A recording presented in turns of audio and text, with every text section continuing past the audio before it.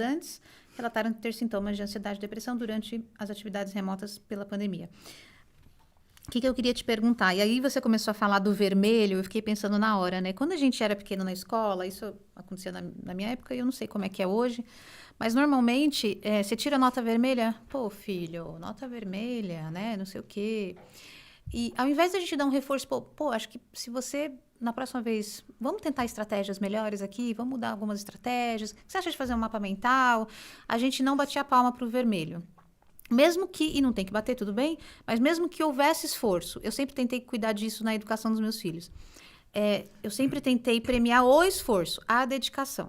Então, se dedicou, estudou de verdade e tirou vermelha, poxa, o que será que aconteceu, né? Vamos tentar mudar uma estratégia, vamos não sei o quê. Sim. E o azul, palmas. Eu lembro da minha época que meu pai dava, sei lá quanto era na época, sei lá, talvez R$10 para cada nota 10 que a gente tirasse. Então, o 10 era premiado. Então, como é que hoje na empresa eu levanto a mão, né? E vou falar uma bobagem, de repente eu vou ser reprovado? Não posso fazer isso, né? Só se for nota azul, só se for... Isso eu fui aprendendo. Então, as crianças vão crescendo e falando, não, se eu errar, dá ruim. Vai ficar de castigo. Pelo menos na minha época era assim. Mas eu não tirava nota vermelha. Então, não é sobre mim. Eu posso falar isso tranquilo. Eu nunca tirei nota vermelha. Mentira, tô brincando. Bom, e aí eu vejo que a gente, hoje, Blenda, a gente vai ensinando as crianças, né, a terem comportamentos ansiosos. Ah, não, meu filho é ansioso. Na verdade, ao invés do meu filho estar ansioso, porque o estar a gente pode mudar, o sou não tem o que fazer. É aquilo ali. Então, a gente vai reforçando isso. Enquanto a criança é criança, pequeno, então ele vai crescendo ouvindo isso, que os pais falam, ah, não, é porque ele é ansioso, por isso que ele está fazendo isso, por isso que... Nossa, eu fico imaginando o que a gente está fazendo com as crianças e como que hoje a gente pode... Você falou no início que tem 6 netos, né? Quais estratégias que a gente pode ter dentro de casa para que a gente diminua essa ansiedade nas crianças ou ensine eles a lidar com a ansiedade, que é uma ansiedade benéfica, que faz a gente se movimentar. Fala, não, vamos tentar identificar o que está acontecendo aqui. Se você puder ajudar a gente nesse ponto, acho que também é muito importante, porque eu não sei o que vem na próxima geração, sendo que um índice desse de 70% de ansiedade muito alto, né, muito Vivi? alto. É muito alto. É muito alto e na pandemia... Foi muito sério. Eu acho que os jovens e as crianças estão ainda vivendo os desdobramentos desse período de confinamento que foi muito grande, O né? suicídio aumentou muito nessa faixa. Muito. Porque o que acontece? A escola, de um jeito ou de outro, mesmo a escola pública, com todos os problemas dela, mas a escola, muitas vezes, para muitas crianças, era um intervalo importante no dia, já que viviam em famílias com nível de violência doméstica muito alto, né? Situações muito difíceis. Então, a escola era um lugar que a criança ia, tinha comida, merendava, fazia todas as coisas, enfim, né? Eu sei que não funciona assim em todos os lugares, mas estou falando de modo geral. Então, essas crianças ficaram confinadas, os pais também ficaram confinados, né? As mulheres começaram a ter também uma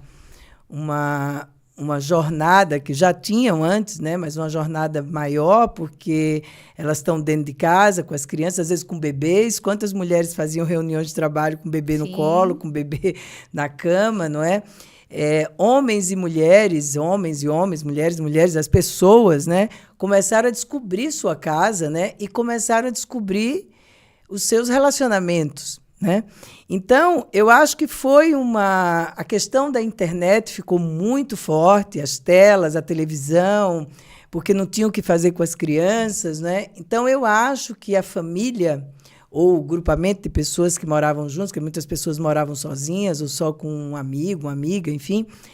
Eu acho que essa convivência ficou muito, muito desafiadora, né? Porque não tinha espaço para se isolar, né?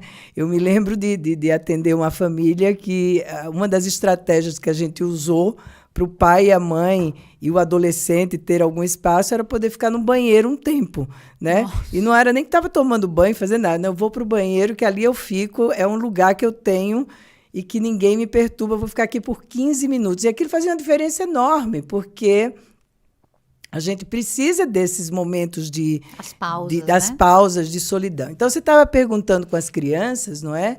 As crianças estão mais ansiosas, eu acho, de modo geral, eu vejo isso.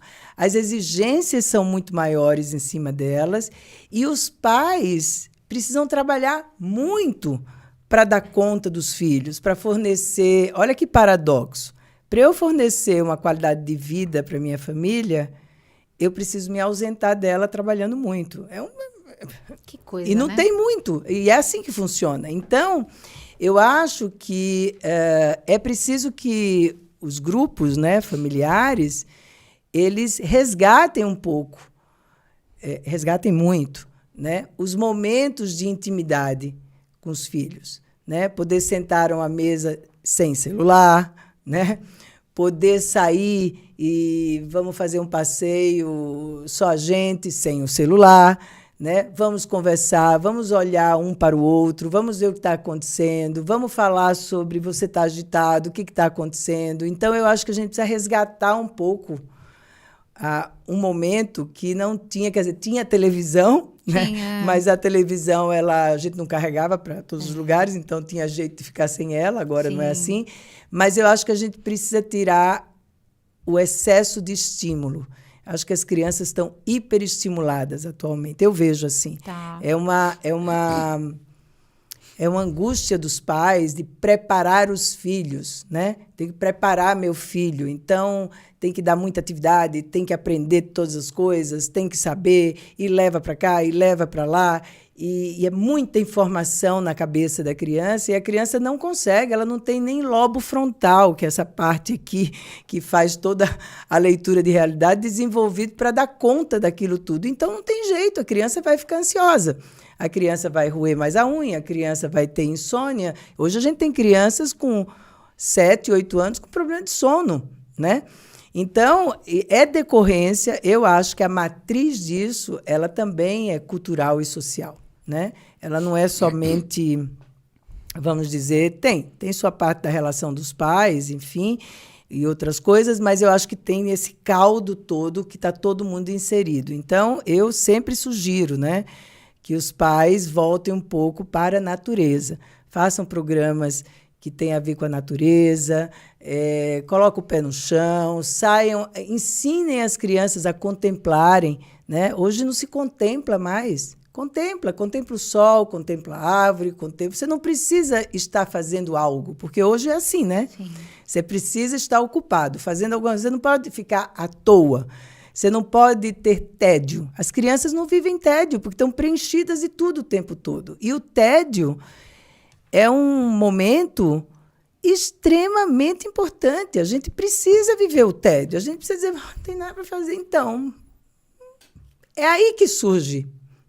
É exatamente aí que surge. Por isso que o Domênico de Masi, que escreveu O Ócio Criativo, ele diz, né? Ele diz que nos momentos de ócio podem surgir as grandes ideias, porque você está contemplando o momento, você não está com nenhuma atitude utilitarista naquele instante. Você não precisa fazer algo para acontecer alguma coisa. Então, isso a gente precisa ensinar mais às nossas crianças, que elas não fazem isso, não é por culpa delas, é porque elas são dirigidas para isso. Então, cabe aos adultos inverter esse vetor, quer dizer, trazer essas crianças mais para uma convivência mais olho no olho, mais física, né? Abraçar, beijar, pôr no colo, brincar, dançar, sair, olhar a natureza. Isso é uma coisa fundamental. E a gente tem visto as crianças e os adultos se desconectando cada vez mais com uma coisa que está à mão, né? Que é a natureza. É aquilo que há de mais espontâneo e mais verdadeiro.